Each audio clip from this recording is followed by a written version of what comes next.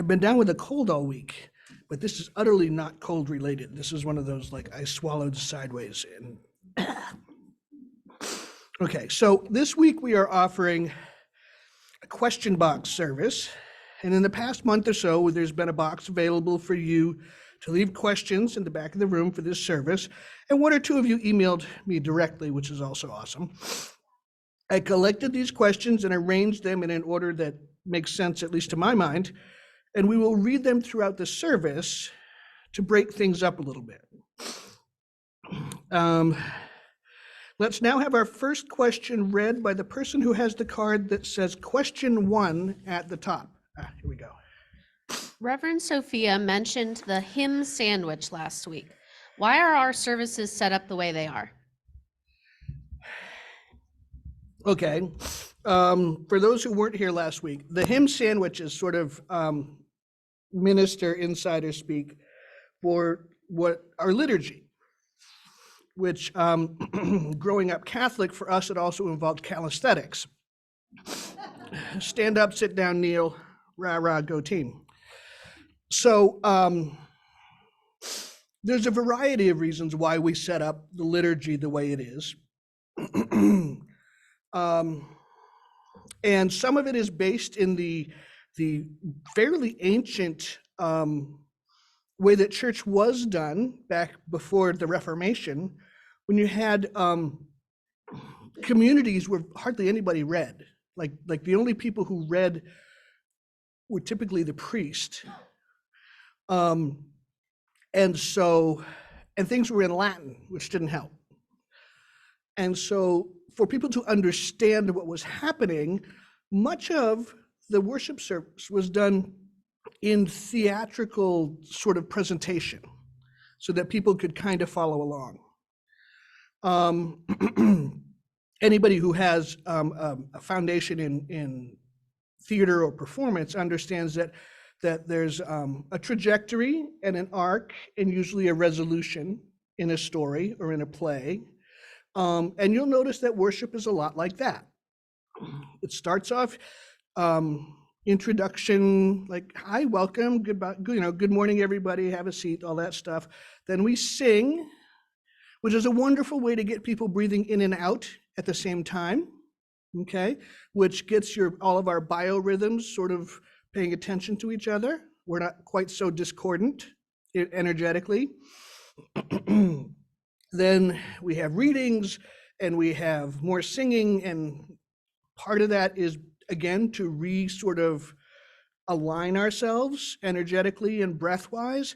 And some of it is just absolutely logistics, which is people can't sit for too long, or at least not now. If you go to an Orthodox church, they don't even have chairs, and their services are 6 hours long, and they're standing. They have, in some places, added benches for visitors who don't think that standing for 6 hours of stuff in Latin is any fun.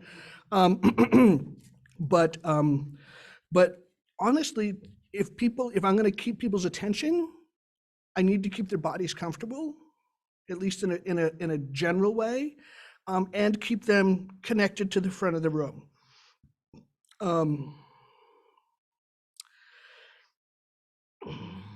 Our theology, I have this theory about chaos and how much the human person can withstand of chaos.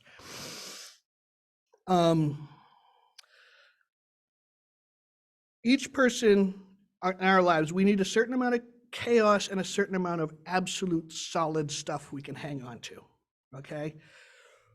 If your theology is super solid, then you can do amazing, wacky, creative things in worship, laser light shows and rock bands and all kinds of video stuff, right? For us, our theology is the chaos, right? Our theology is so diverse and so divergent that the thing that we crave is this predictable, orderly procession through worship. Does that make sense?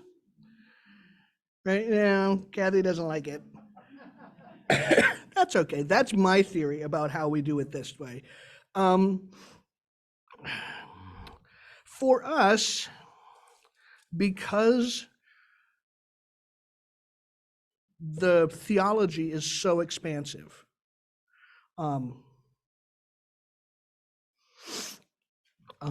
we like a certain amount of predictability, a certain amount of tradition.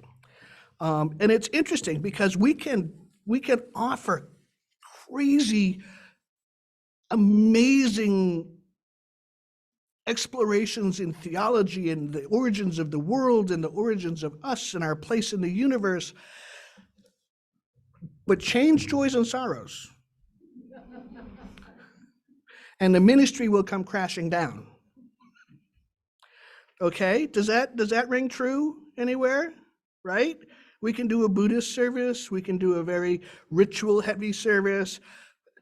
I change, joys, and sorrows, man, I am toast. So,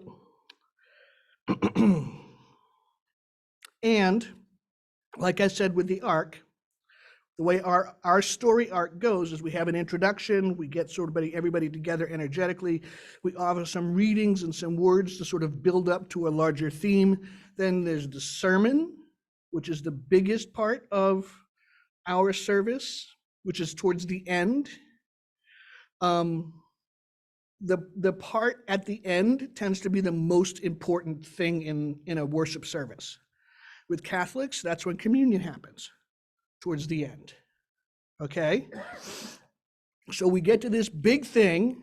Ideally, I have challenged your brains to think in new and exciting and interesting ways. And then, ideally, I let you down gently at the end. I don't just drop you and let you go thud. Okay? And then we sort of realign again with some music. And then we stop and have cookies. Right? It's not like giving blood. And then when you're done, you get a snack. You get a snack. Okay? There are a lot of really boring ways to explain liturgy. I prefer a more humane explanation that involves us just being, bipedal mammals, okay, that have certain physical and emotional and spiritual needs that have to be met. Okay, now, because this is a question box sermon, I have questions. Question 1, what is your favorite dinosaur? And why? Sarah's got the microphone. Do we have it working? We do, Yay. but the first person who said they'd answer disappeared from the room, so I had to go retrieve them. Okay, we have, what is So your you'll have to ask favorite, again. what is your favorite dinosaur and why?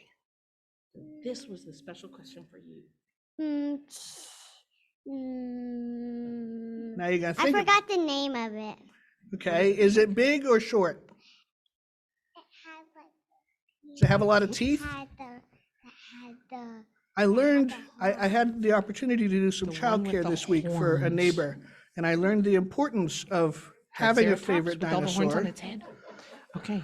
I had- The Triceratops is what Aria was thinking That's of. mine too. With all the horns on its head. Yeah, and the thing on the tail, like the horns on the tail, that is like the most coolly armored dinosaur ever. It's a Stegosaurus. Oh, that's a Stegosaurus? Yeah. What'd she say, But Triceratops? the Triceratops has all that defensive stuff, but it's a vegetarian. Oh, the Triceratops has got the big like saddle-looking bony thing on its head. The one I'm thinking of is the Stegosaurus, that's my Stegosaurus. favorite. That's Because the one with the armored tail. and the whole armored back. So all Right. it has to do is look Right, like. it has the like back that goes like Yeah, this. it's cool looking and Right. it doesn't have to actually be all that aggressive because it looks that way. Right? It's been So my I work like for your that. life. Who else? How about an adult? Who has? Yes, we have a Brontosaurus, okay. and I like a brontosaurus. I think it's the It's big, the real long enormous one, right? And I always, when I'm driving to Harrisburg, when I'm driving past Newport, I look out to the river on my left, and I see them just pasturing out in the Susquehanna River. So, and I don't know why, I just see them there every I'll have time to I look go. next time. They might have been. They might have been, yes. That's The cool. Brontosaurus was the one with the amazingly long neck and tail and was vegetarian. And two brains. What? They had such a long. Two, yeah, Emily says two brains, one in the head and one in the back. That would be handy. That would be handy. Okay. Do we have anybody online that has a favorite dinosaur?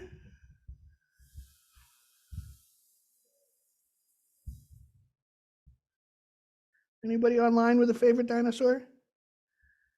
I don't see anybody right off the bat. Okay, we'll come back. We'll try again with another question. All right, let's have one more. Favorite dinosaur. Who has a favorite dinosaur? Oh, oh, okay. The Archaeopteryx. The what? Archaeopteryx. What's that one do? Because it was considered the first bird.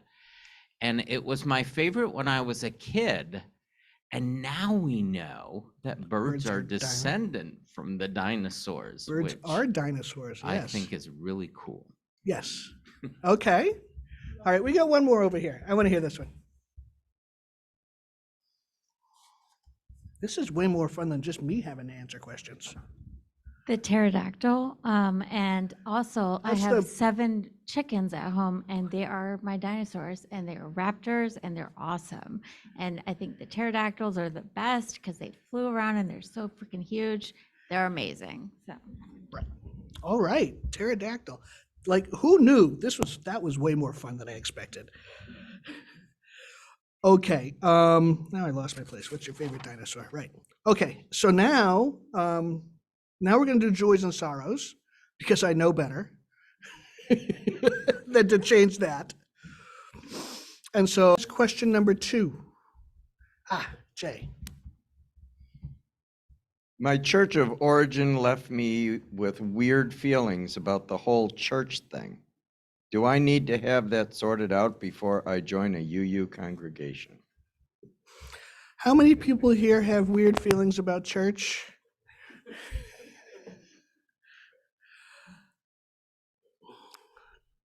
Unitarian Universalism is made up 80% of people who came here from somewhere else. Okay? And you don't leave something as enormous and significant as a church without having some pretty big feelings about it. And you don't seek out something else as enormous as a church or a spiritual home without having some pretty big feelings about it.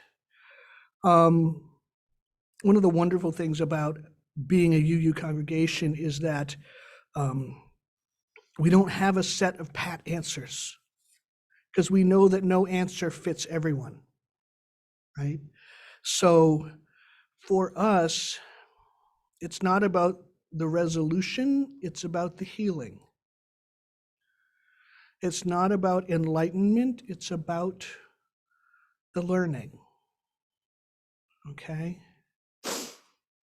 I grew up Catholic. I still have many feelings. I grew up Irish Catholic near Boston, which is its own thing. And that has left me with a lifetime of feelings and thoughts and grumbles about church and patriarchy and power and secrecy and all kinds of things. The truth is that we all come here wounded in some way. People seek out a religious community because they're seeking out something that feeds our spirits. If our spirits were already getting fed, we wouldn't need to be here, right? Or we wouldn't be seeking out that nourishment. And when I tell people who have never heard of Unitarian Universalism, like they're like, what is it? What? You don't believe in, so why do you, right? So what we do is we celebrate the search. We celebrate the learning. We celebrate that search for truth and meaning that we talk about. It may lead us each to different places. It may lead some to Jesus. It may lead some to Buddha. It may lead some to mathematics.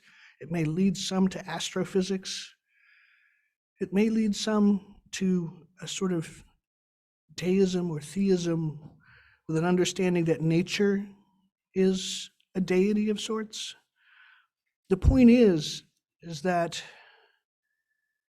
each of these journeys offers such amazing revelations, and we share those with each other and celebrate those differences and those different explorations and different discoveries. And our lives are enriched in that sharing. So there's that. Now I have a question. This one's a little tougher. What do you think happens to us after we die?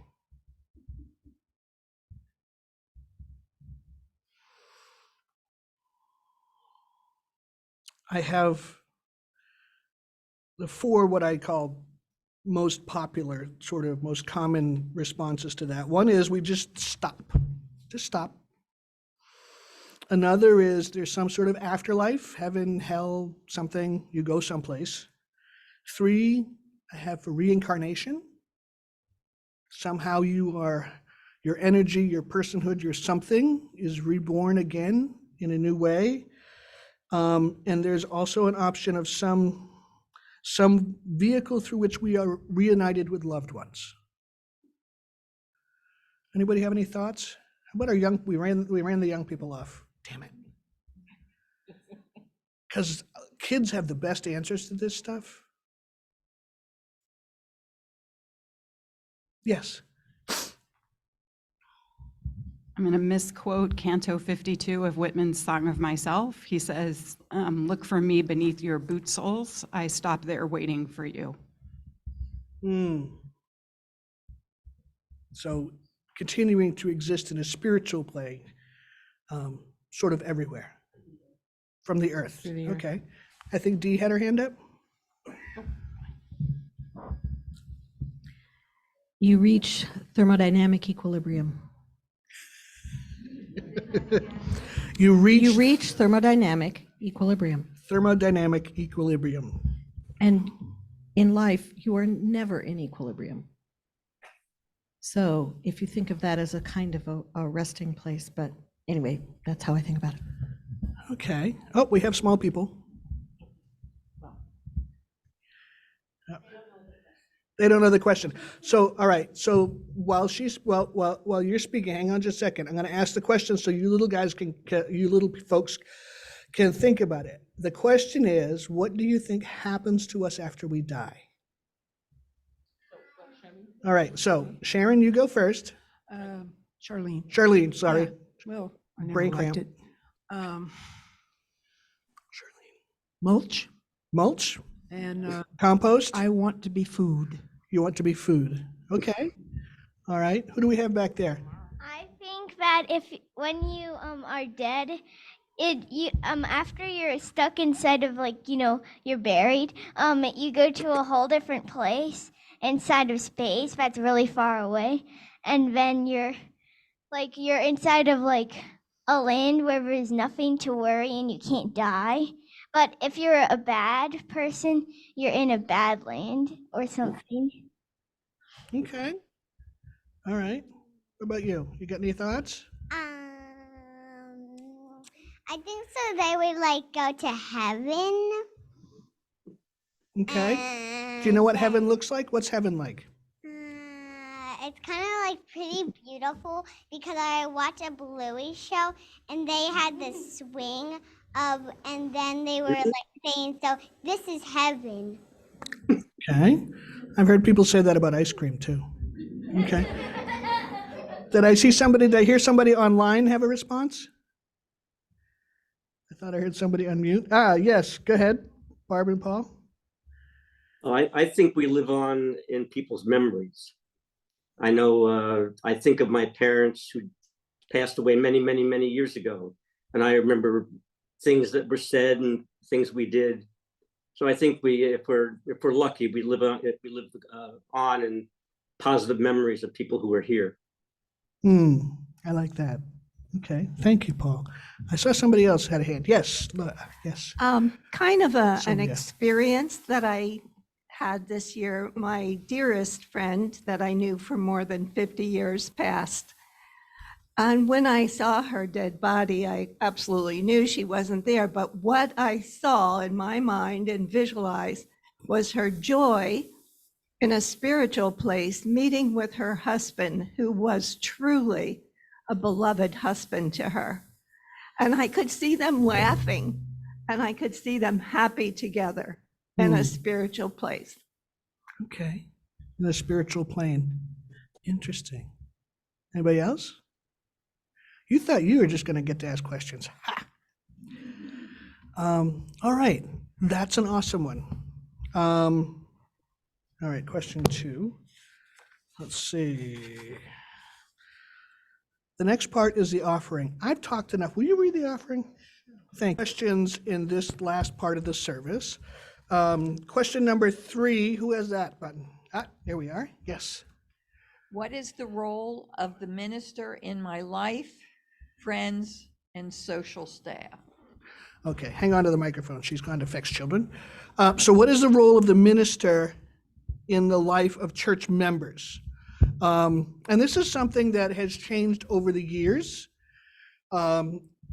Years ago, 50 years ago, a new minister would come to town, typically a male, and every mother in the congregation with a daughter of marriageable age would have that young minister over for dinner at some point in the first few months, because it was expected that the minister would marry someone from the congregation. We understand now that there are ethical things wrong with that, but we didn't always. So the understanding now is that your minister, we have the same sort of certifications and educational levels as other professionals in the caring profession. Thank you. I think all I could come up with is industry, and I knew that wasn't right. And caring professions, like your psychologist, like your therapist, like your physical, not physical therapist, but somebody who is a care provider, which means that we can be friendly, but we cannot be friends.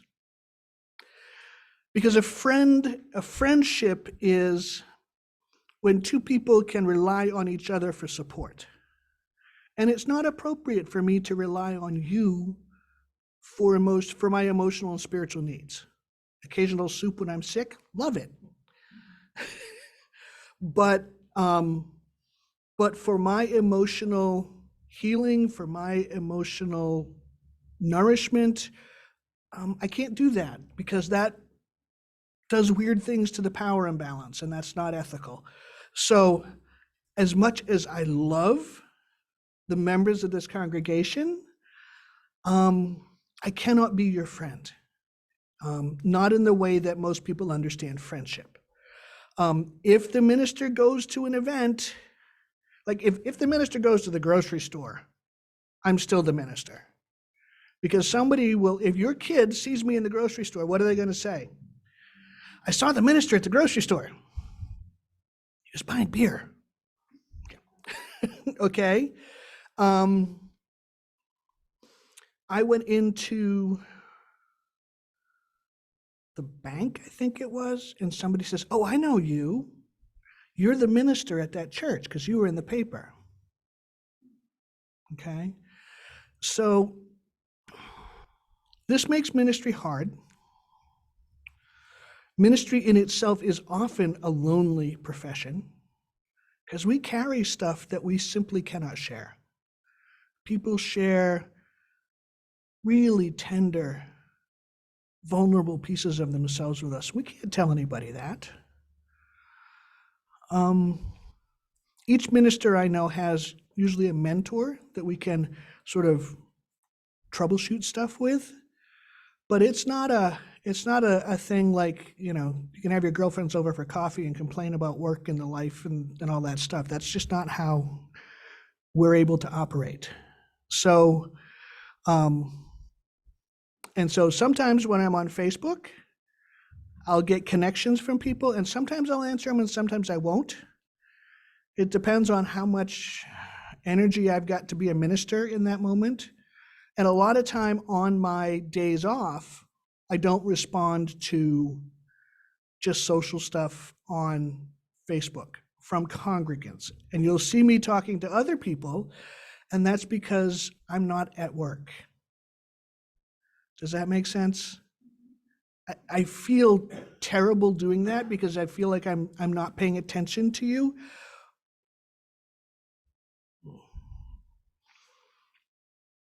But being a minister 24/7, on duty 24/7, is a fast track to burnout. And I want to live long enough, and I want to be a healthy minister long enough that we can do amazing things together. And so that's why there are limits. Think about it as, you can invite a friend who is also a professional caregiver, and sometimes they'll come and sometimes they won't, right? And honestly, no matter where I go, if it's with church people, it's a work day. It's a work day because I have to be ministerial, and I totally cannot swear as much as I might otherwise, and that sort of thing. Okay, so that's that. Now I have a question. All right, our young people, are you listening? Okay, now they are. When you are troubled, when you have something upsetting you in your mind or in your heart, and you need support or you need help, you need something to just help you get settled and calm down, do you pray? And if so, to who or what? And if not, what do you do to settle your heart and your soul when it needs to be settled?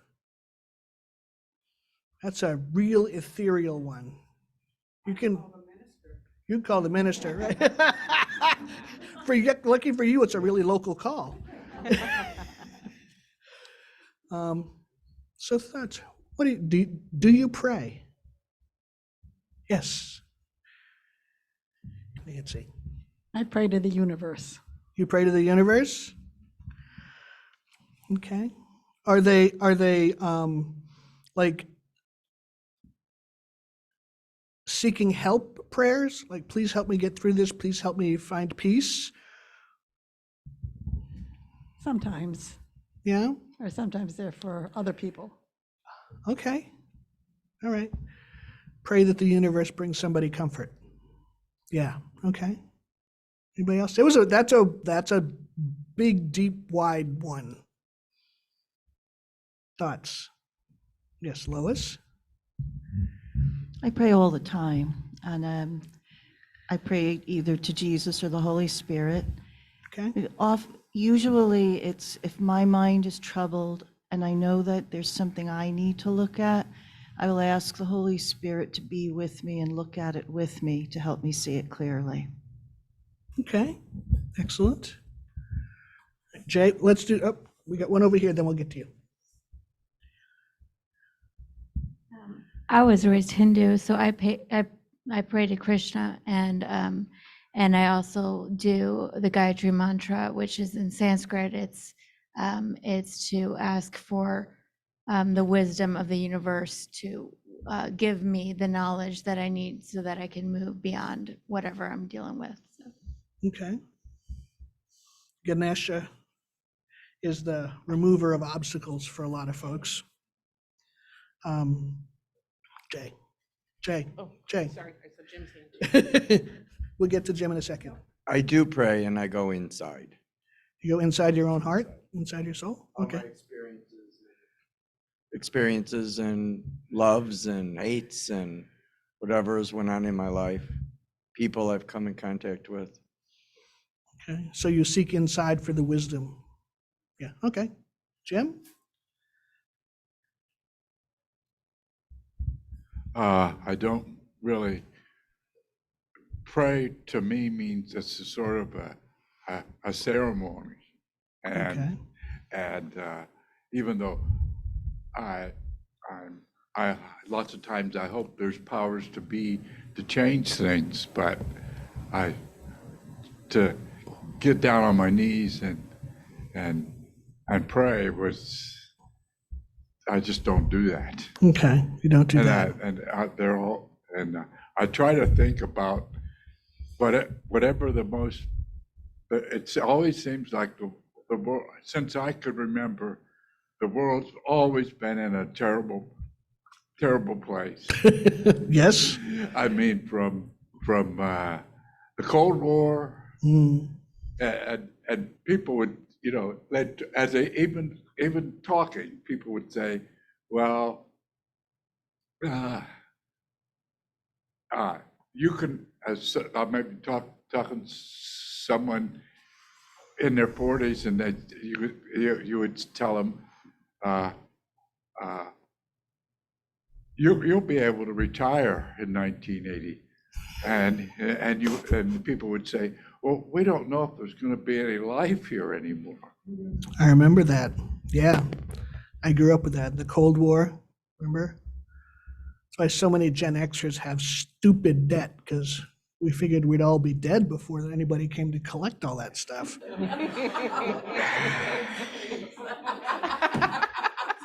Student loans, and in the 1980s, when you went to college, they were handing out credit cards like they were gumdrops, right?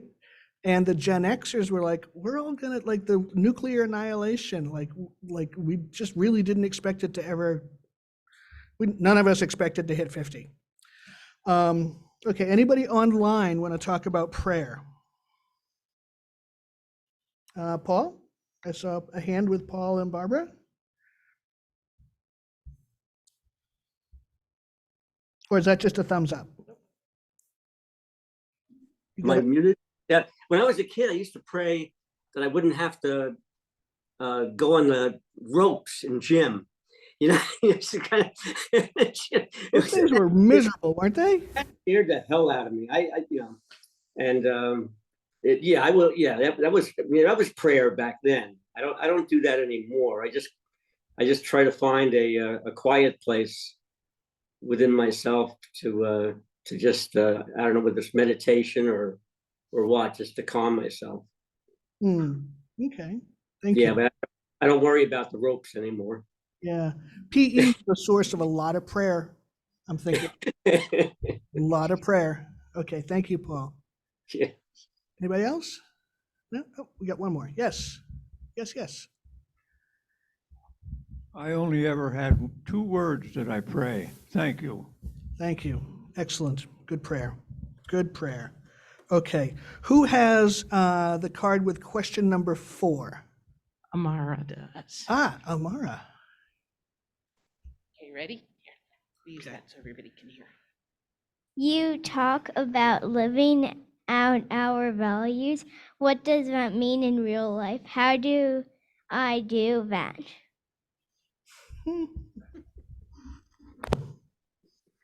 I selected these. You'd think I'd have done a better job of finding things that are easier to answer. I do talk a lot about living out our values in the world. And to the point where sometimes that feels like a trite phrase, right? But living out our values, to me, means that we become allies and co-conspirators and disruptors and comfort givers. Where we see something wrong, we try and fix it. Ever mindful that it is helpful to live to fight another day. I've talked with folks who in years past were unafraid to get arrested at demonstrations, but then they have children now. And they need to be home for their kids, so they can't afford to get arrested in New York City at a march or a demonstration and spend, a couple days in the catacombs, right? So we live out our values by applying for now our 7 principles, coming up these new sort of values, the language that we're using. And I heard somebody say once that if you're not close enough to the target of injustice, if you're not close enough that you're not getting hit with the same rocks they're being thrown at them, you can't actually call yourself an ally. You know, if you're not willing to put at least a little something at risk, then what you've got is a philosophical sort of hobby as opposed to a commitment to action and values in a 3-dimensional way. All right, question number 4. This is pretty easy. What was the most interesting part of Reverend Sophia's visit last week? And did you learn anything new?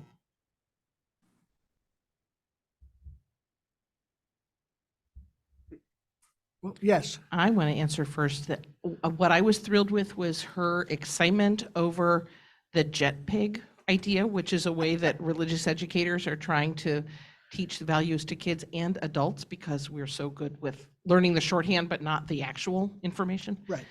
But I was just thrilled with how excited she was about Yes. Joseph L. Jet-Pig. Yes, she is deeply connected to religious educators, and that is that I can't speak to the history of UU presidents, but it seems more uncommon than common. I would agree. Okay. Somebody else, what was your favorite part? Robert? Just that she was so approachable, and the only word I can think of is present. She was just so there for us that I could feel it, and I can't explain more about that. Yeah. Yeah, she has, yes. Somebody else? Anybody online have thoughts about that? Yes, Paul and Barbara? Or is that just a thumbs up? Just a thumbs up? Okay. All right. Yep. All right. Yes, Sylvia. I gotta say, watching you and the pride and joy, just seeing you so happy made me so happy, and it started my week off wonderfully. But I did appreciate her sermon and talking about love. And golly, the room was filled. And I think there was a wonderful feeling here that day.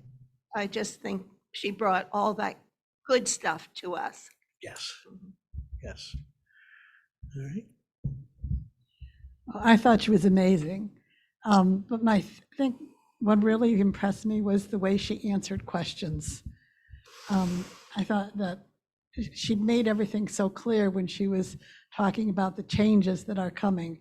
And it just helped me to understand what that meant for us and how it was going to be. And I really appreciated that, the question time. Okay. Okay. Anybody have something they learned that they didn't know before? Lois? I know Lois. Whatever my name is. Yeah, you. Brain cramp. I'm sorry. No, that's fine. I learned that I've been a UU longer than she has. Funny. Yeah. Yeah. Okay. So you're running for president next, right? Oh dear. Oh dear. Yes. Well, I have to tell you that I went to lunch with Reverend Sophia and Devora after the service and after the questions. And she just went on and on about how delightful the people here are. And how, again, we had this conversation, she and I have had this conversation before about how Article 2 just makes sense. The changes here, like, wasn't ever anything I had to convince anybody of, right? I explained them and everybody went, well, yeah, that makes sense. And you know, we agreed that that's a rare thing in congregations right now. and it's a blessing. Also, she loved our building. And she said to me when I was giving her the tour, she's like, you know, your colleagues would climb over each other to get space like this. I said, uh-huh. I know. They don't want to come out to Pennsylvania to get it, but yes, I know. And the thing that I loved was that she affirmed what I've been believing all along, which is the work that we're doing here is so vital. Like it's no big shake to be a member of the First Unitarian whatever outside of Boston, right? Like whoopee-doo. You're not being groundbreaking doing that. But here it's important. Here we offer something that nobody else does. You know, we offer a place where you can be spiritual without a creed, without having to swear this or sign that or anything like that, right? And like the Ethical Society does really great stuff, but they don't do a lot of spiritual stuff, right? And we are able to explore in affirming ways stuff that other folks have been told for a very long time was evil. And we know that it's not. If it brings peace to your soul, chances are it's not evil. You know? So,